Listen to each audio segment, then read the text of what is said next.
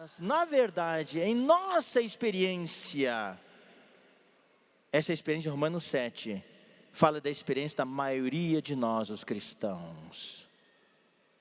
Eu vou explicar por quê. Porque esse conflito só aparece quando você quer praticar a palavra de Deus, quer cumprir a lei de Deus, quer cumprir a lei, quer cumprir os mandamentos de Deus. Eu pergunto, quando você era incrédulo, você queria cumprir o mandamento de Deus? Não, você e eu estávamos no pecado, nas baladas, nas festas, no pecado, em adultério, fornicação, nas bebedeiras, no vício. Não estamos nem aí para a palavra de Deus, para a lei de Deus. Então por que Paulo teve tal experiência? Porque antes dele ser salvo, ele era um judeu, um fariseu, um judaizante, que era zeloso pela lei de Deus. Ele não tinha Cristo, mas ele falou em Filipenses, no que diz respeito aos requisitos da lei, eu era irrepreensível. Ele era usando os termos de um xiita,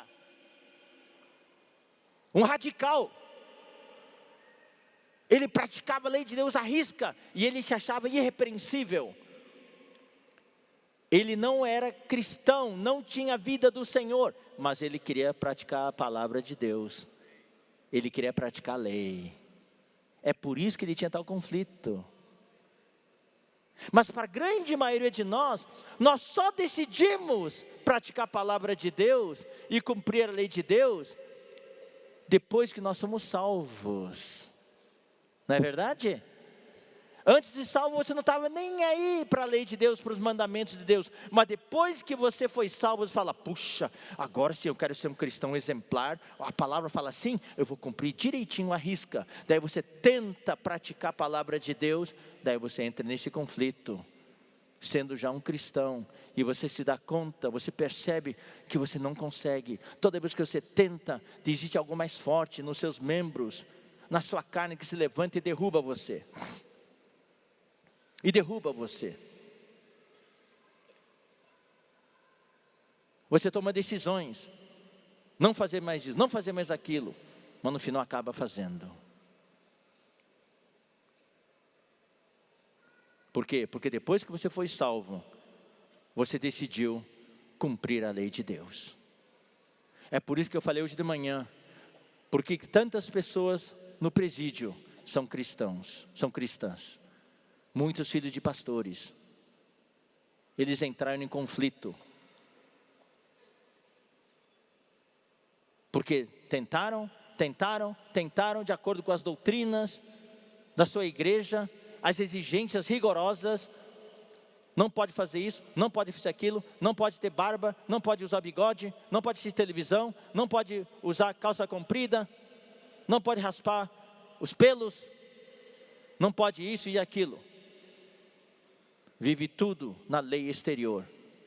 No final, eu me lembro uma vez, eu preguei o evangelho para um irmão querido que hoje está na vida da igreja. Eu agradeço ao Senhor por essa oportunidade. Daí eu preguei o evangelho para ele. Na hora de apacentar, eu fui com outro irmão mais idoso apacentá-lo toda semana. Daí esse irmão, ele tinha essas dúvidas no começo. Irmão, explica para mim, por que é assim?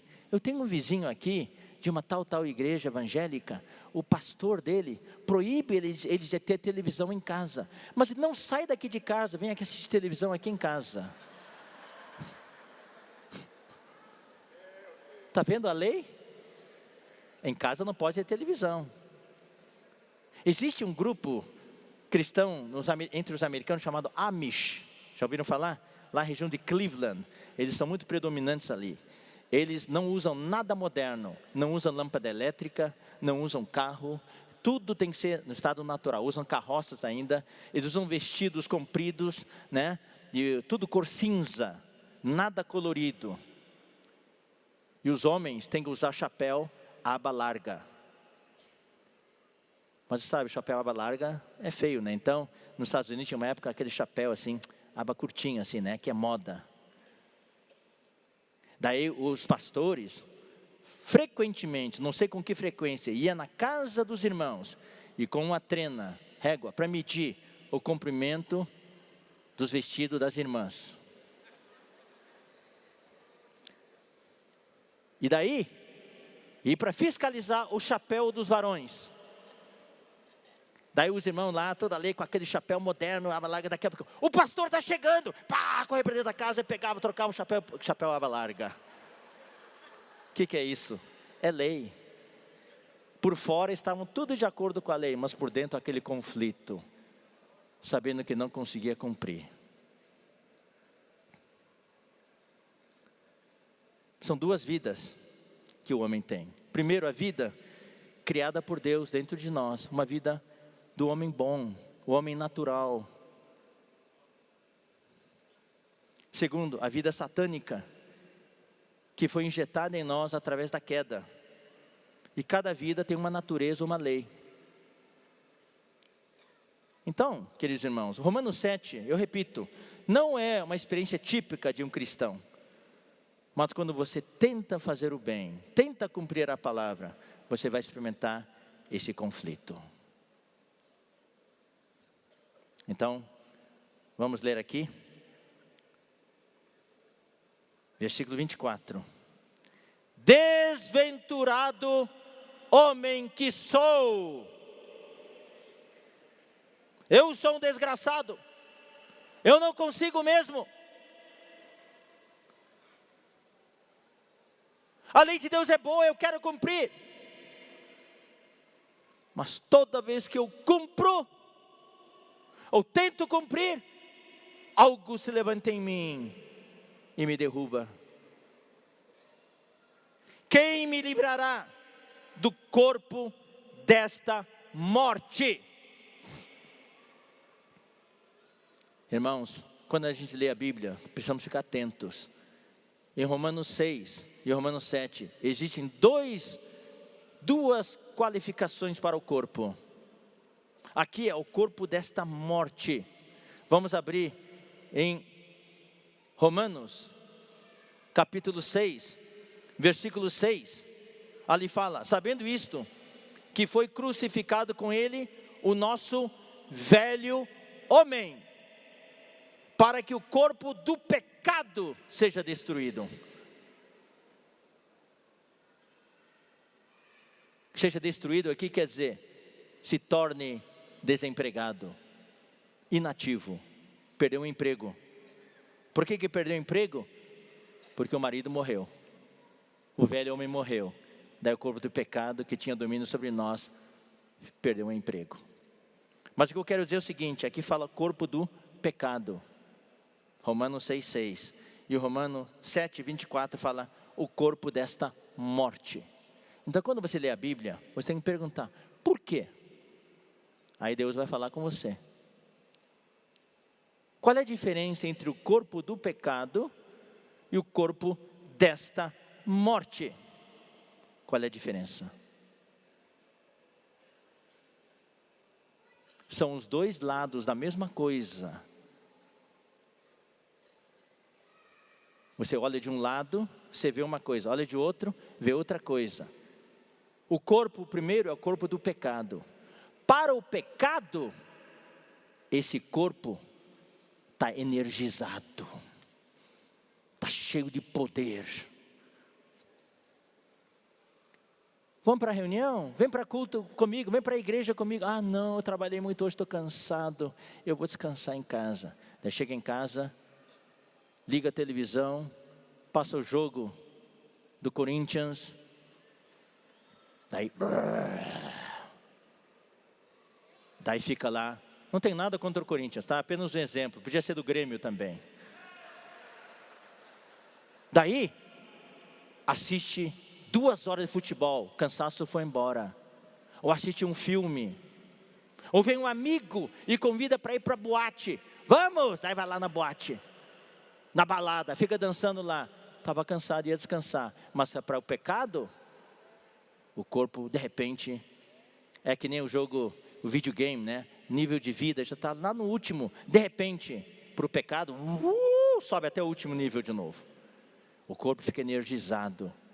Carnaval, uau, quanta energia, 4 dias lá pulando assim e não cansa. Esse é o corpo do pecado. Mas para as coisas de Deus, é o corpo desta morte. Para orar, não tem energia. Eu vou orar, Senhor, deixa a joelha para orar. Ó Senhor Jesus.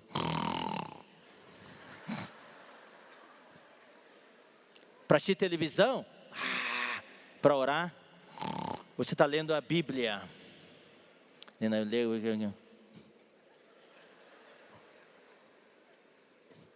O corpo desta morte. Corpo desta morte. Mas para outras coisas é o corpo do pecado. Quem me livrará do corpo desta morte? Para o pecado esse corpo é super. Mas para as coisas de Deus, toda vez que eu quero praticar a palavra de Deus, o corpo não tem energia.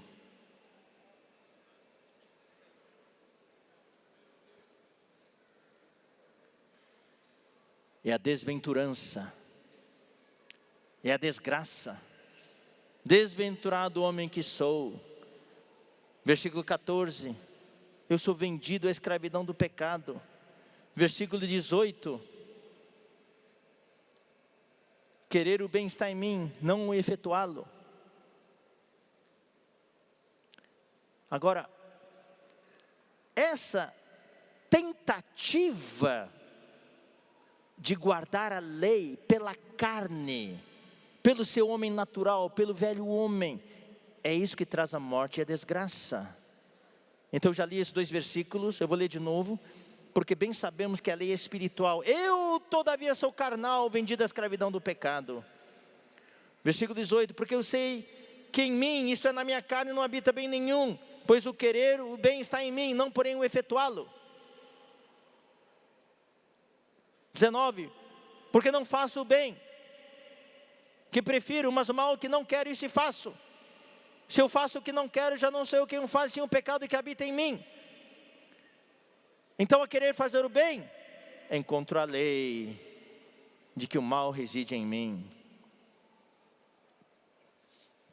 Esta morte, o corpo desta morte, esta morte que você sente, é causada por 3 coisas. Primeiro, você experimenta a morte, e essa morte é causada pelo pecado, com a arma da lei. Eu falei para vocês, o pecado sem a lei não tem poder, mas com a lei é uma faca na mão do pecado. Daí vem o pecado e mata você com a lei. Segundo, essa morte é causada pelas suas derrotas. Toda vez que você é derrotado, você tenta fazer o bem e você é derrotado, daí você não consegue e você se sente morto. Terceiro, essa morte é causada porque você tenta guardar a lei para agradar a Deus, mas em vez disso, você se torna cativo da lei do pecado nos membros. Agora o versículo 25 nos dá uma revelação muito grande. Graças a Deus por Jesus Cristo nosso Senhor. Aqui Paulo ainda não deu a resposta está no capítulo 8, mas Paulo mostra o problema aqui. De maneira, olha só irmãos, preste atenção, de maneira que eu, de mim mesmo, com a mente, eu sirvo a lei de Deus, mas segundo a carne, eu sirvo a lei do pecado. Quem que está tentando cumprir a palavra de Deus aqui? Eu, de mim mesmo, com a minha mente. Está vendo irmãos? Ainda é o velho marido. Não é eu pelo Espírito, pela vida. É eu de mim mesmo, com a minha mente. Não tem nada de espírito aqui. É a mente representando o eu que está tentando fazer o bem, independentemente. Então a derrota é certa. Porque a lei do pecado nos membros é muito mais forte do que a mente independente de Deus. Então, queridos irmãos, vamos assumir, como falei hoje de manhã, à posição de esposa. Vamos parar de pensar que você é capaz. A lei não foi dada para mim e para você para cumprir. A lei foi dada a você e a mim para nos mostrar que nós somos incapazes, para nós voltarmos à posição de esposa. Senhor, me perdoa. O velho homem já morreu, o primeiro marido já morreu. Eu quero te tomar como meu marido. Tu és a minha cabeça, tu és a minha autoridade. Eu me coloco debaixo do teu encabeçamento. Eu quero me submeter a ti. Senhor, eu de mim mesmo não sou capaz, mas tudo posso naquele que me fortalece.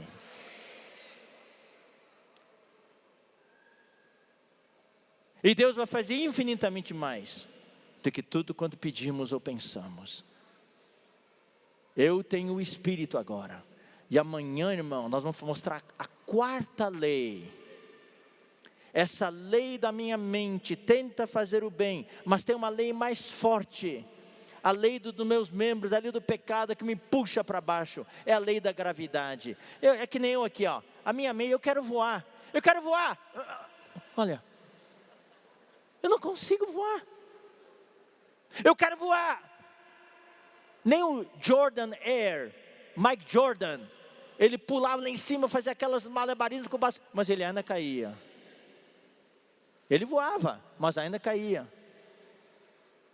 Mas existe uma quarta lei, que se chama a lei do Espírito da vida.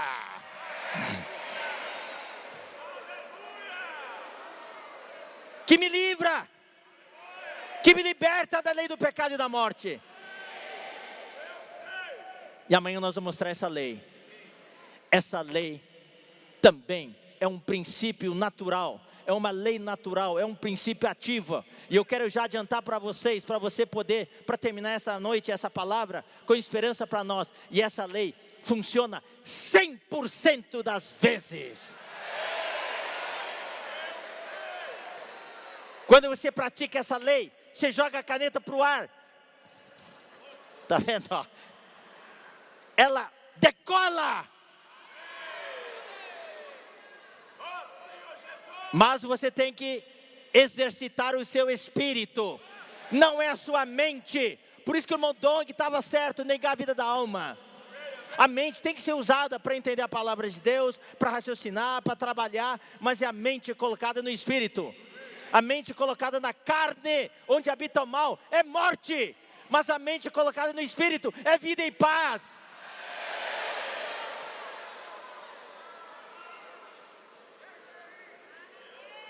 Eu não posso terminar com esse versículo. Desgraçado homem que sou. Eu preciso terminar. Agora, pois, já nenhuma condenação há para os que estão em Cristo Jesus. Porque a lei do Espírito da vida em Cristo Jesus me livrou da lei do pecado e da morte. Aleluia.